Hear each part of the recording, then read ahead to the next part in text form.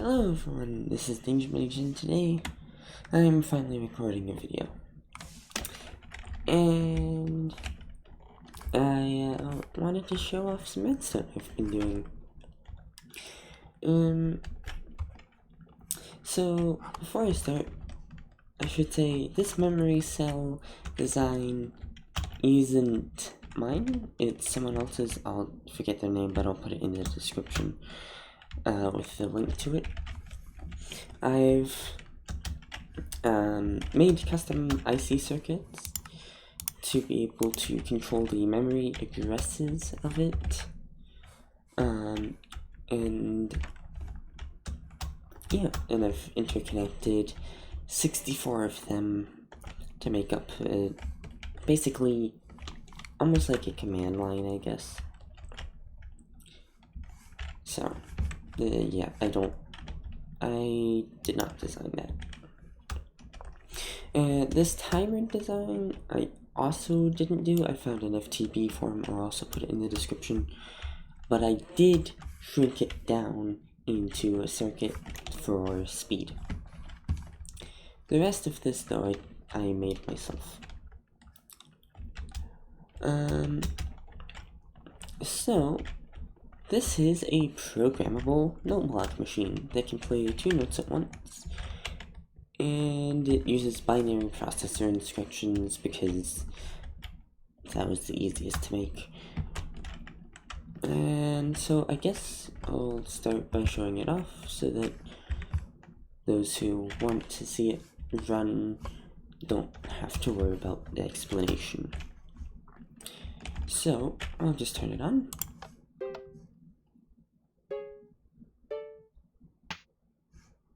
Oh yeah, there's grabs too. And it loops. Yeah. So that's it. It's programmable. It's also a bit slow and inconsistent. I'll go over the problems later. I'll start up here. So obviously if the power is on or off, and the toggle for that, and I used the button because it looks nicer. We also have a wireless thing because that way I could use a remote to turn it on or off. That was for debugging. None of this is wireless except for that circuit there. Over here we have the, I'll show this first. We have the current value in the data address, so whatever cell it's reading from. And of course, we have a mixture of 16-bit instructions and 8-bit instructions. All of the note blocks are 8-bit. This row uses the first 8, and so does this. And then the second row uses the second set of 8. So we have 1, 2, 3, 4, 5, 6, 7. So we have up to here is where the first note block's used, and then from here to black is the second. Over here we have some no-ops because, I mean, technically I don't even need circuits for these, but if I did want to no-op for whatever reason, I have them. It literally does nothing except makes it so that timer doesn't halt, which I'll get to later. Up here's the data address. We can reset it, which I did earlier. We can go backwards, we can go to the next address, and we can write to the current address. Over here is our panel that we can use to write to it. So if we go to like the next address, we can see the bits over there change. So here's reset. So let's take the reset off and just write nothing to it. And then we can also go backwards if we want to. And we can of course reset. So now if we played it, it won't loop. It'll just halt. Which is nice. Alright, let's start on the actual circuitry. We'll start up here. Obviously we have a light display, pretty easy to do. Just some buttons and lever stuff. Again, more just display. It's also, again, pretty easy. These circuits are custom-made bus repeaters. Basically, I hit the cable length, and so I realize I think this might actually be backwards. I think the words, yeah. Oh, well, that's fine. I wasn't using no ups anyway. And it's not important. Over here, we have all the note blocks. These are, again, custom-made IC circuits, that if we come over here, this was note 7.2, apparently. And so, these are pretty easy. I'll actually duplicate this and make one live on camera. I'm trying to go through this pretty quickly, but basically, the thing is, we can take 1, 2, 3, 4, 5, 6, 7, 8, and then we can take AND gates and plop them here. The reason we put them above is for a different reason I'll get to in a minute, and we can configure that. And then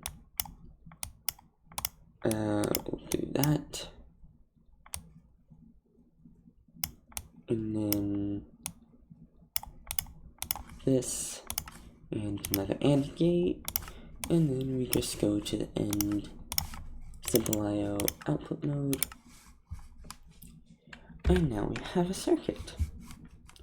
Now, the way I made these circuits, you guys can't see it, but I'll make a separate video on it. Where is it? Did it go? There it is. I have a Python script, and I can put in whatever number I want. So in this case, we'll go with the number,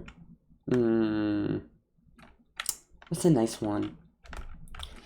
42. So we'll go with the number 42, which is pretty easy to make. It will scan the screen for however many bits we have, which are the colors. And of course we could make it more efficient.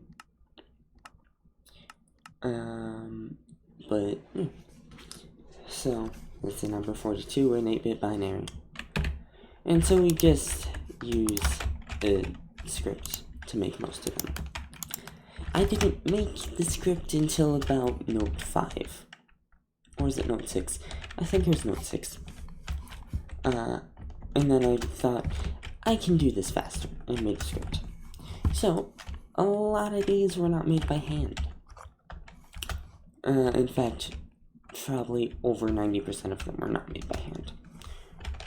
So yeah, we just have all the circuits here that are binary instructions that get sent from another bus repeater all the way over here, which is the output, and another bus repeater. This is the output of this circuit. The reason we have this bus transceiver here is because it acts as almost like a one-way gate, and it can be turned on and off through the power toggle.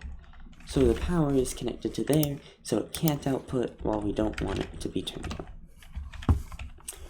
on. The white is, of course, the display, and then the orange is, of course, the note blocks and the no ops. So let's get to this memory cell. If you want to know how it works, go watch the video in the description because it's not mine to explain.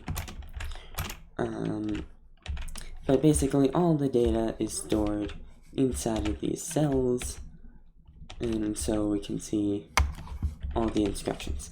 If it's nothing, it's halt. If it's all zeros, it's halt. So over on this cable, another bus repeater. We have the halt circuit. If nothing is on, this will halt the timer. We have reset, which most of the time we just do manually, but we do have a reset thing. And then we have the backwards counting, which is the green here. Again, all of these are hooked up to levers and buttons up there. We have the 6-bit counter. The reason we're doing 6-bit is because that's a perfect amount of combinations for this. Now, if we do 2 to the power of 6, that gives us 64, which is the exact amount we need for that cell, because it's an 8x8, so it's 64 cells. So this counter is 6 bits, and we just have a nice display here.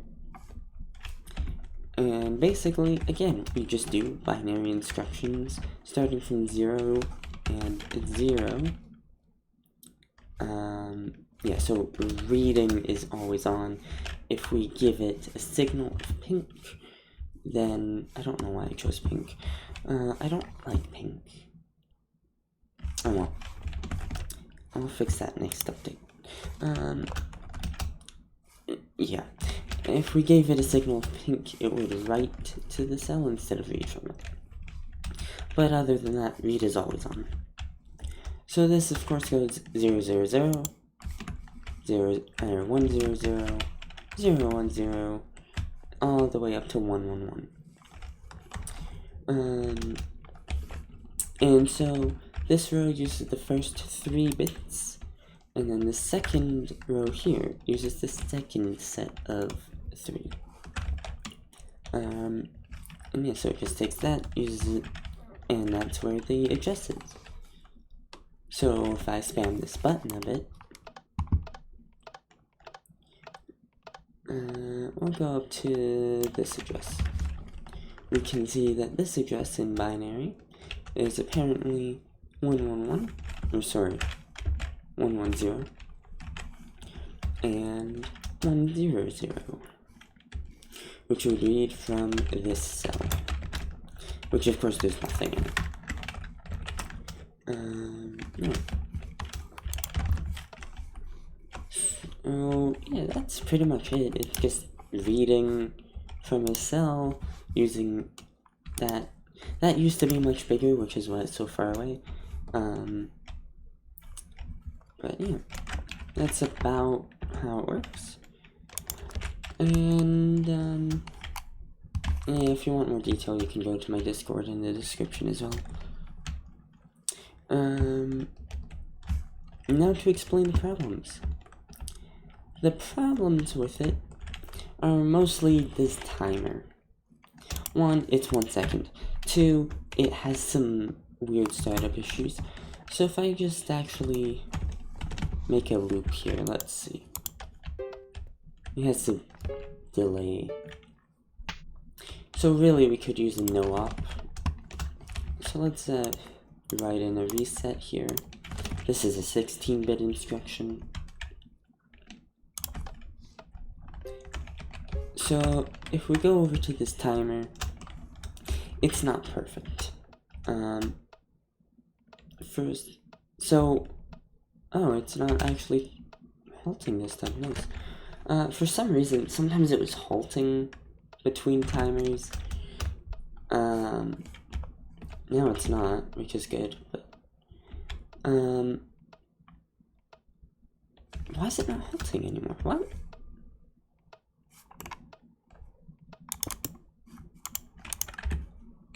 Weird. So yeah, we can see the reset being called, which is nice. Well, if it's not halting, yeah, so the timer isn't an issue. It did just miss a count though. Yeah, so now it's missing on the reset. Which is making it miss. So, go back down to a second. So it's because the reset is... So basically the problem is halt is happening because in between resetting and stuff, it's getting all zeros, which I'm sure there's a way to fix, but I didn't try. So halt likes to randomly trigger, which is why I shrunk down the timer into one block to try and avoid halt triggering as much, because it's faster to be in one block rather than spread out.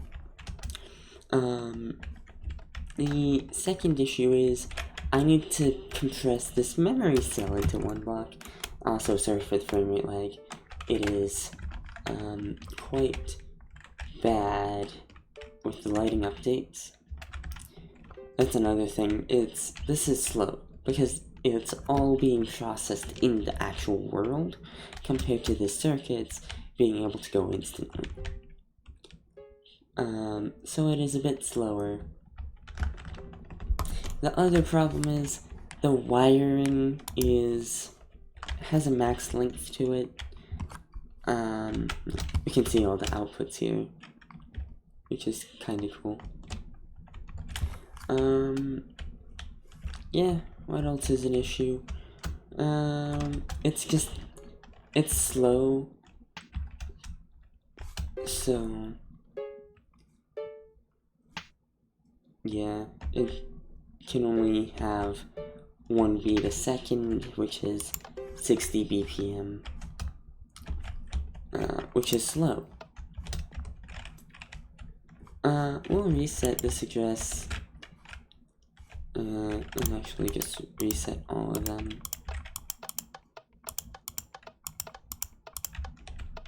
There we go, that's all of the addresses I used. I do... What do you want, Discord? I do have some processor instructions, a whole text file of them. Let me see if I can safely swap here. Yeah. So here is my processor instructions file, and yeah. So we've got the 16-bit halt, 16-bit reset, 16-bit no up, first 3 bits no up, and then a whole bunch of first 8-bit blocks, and then we start second 8-bit stuff no up, and all the blocks there. So we have a lot of processor instructions. So if I grab, I don't know, note block 5, I've done it in a way where I can just do this. And let's combine it with note block. We'll go 1, 2, 3, 4, 5. We'll go 10 on this one. And so now if we play this, we would play it. And just for simplicity, we will write a reset here, just to show off. So we have note block 5 there. Technically, is it note block 5? I think it is. It starts at 0. This is note 5. And then we have note 10 here, which sounds nice. But yeah, so we can just write things manually. The other thing is it's slow and tedious to write things. I could expand this with more circuits and basically just do the reverse of this, where I simply just activate the correct colors and then press buttons to write into the cell really fast. And you could do that, but yeah. The other thing is this glass isn't connected because Optifine is meh, I don't like it. I could probably use a mod to do that. But yeah, this also doesn't have other notes besides the piano. I could have expanded this and then probably used piston feed tape to do that. That would be decently easy to do with the piston feed tape. Assuming all of the blocks are pushable, which I can't remember if they are. Because I think Emerald would... Oh, we weren't on 12.2, never mind. But yeah. That is the programmable note block. There's a bunch of changes I'd like to do, but I'd rather start from scratch once I have a better data cell design. These IC gates, they can only use certain circuits. So I need to use something using either any of these. Slow down the video if you want to watch them. The biggest one being transparent latches and SR latches, or RS latches. They're basically set reset latches. Sorry, hiccups. Oh, kind of hiccups. So, like, the best one I can find is the transparent latch and the RS latch, or as they call it, SR latch. I might have to look into this, but yeah, so I need to somehow make a data cell using just these latches. Toggle latches are a horrible idea. I actually don't know how this works, so I would look into it. But yeah, once I do that, this will be faster, hopefully. Yeah. But yeah, that's it for this episode. And I will see you all in the next one. So, bye!